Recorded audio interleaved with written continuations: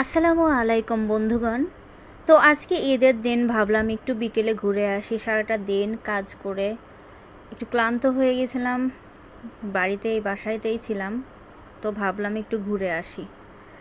তো পাশেই আমাদের এই দেখুন পাহাড়, সুন্দর একটা পাহাড়। তো পাহাড়ে আমি আর আমার আম্মুরা আছে, ওনারা ক্যামেরাতে আসেনি, আমি একাই আসছি। তো আমার ছোট বোন আছে, ও ওইদিকে পাশে দৌড়াই চলে গেছে। তো দেখুন কি সুন্দর, বিকেল টাইমে এই জায়গাটা অনেক ভালো লাগছে। তো ভাবলাম এটা আমার বন্ধুদের সঙ্গে শেয়ার করি।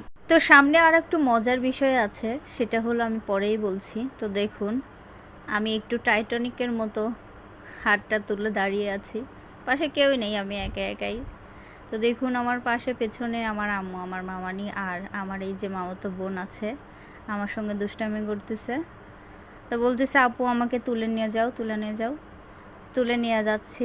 তো মজার বিষয় যেটা বলতে চাচ্ছিলাম সেটা হলো এটা আসলে পাহাড় না, পাহাড়ের মতোই। তো আমাদের বাড়ির পাশে একটা নদী আছে, এটা হলো পাবনার ইসামতি নদী। তো এই নদীটাই খনন করছে, খনন করার ফলে এখানে পাহাড়ের মতো মাটি জমাট হয়েছে আর কি। তো দেখতে সুন্দর লাগছে। আমি এখানে আসিনি, তবে দূর থেকে দেখতাম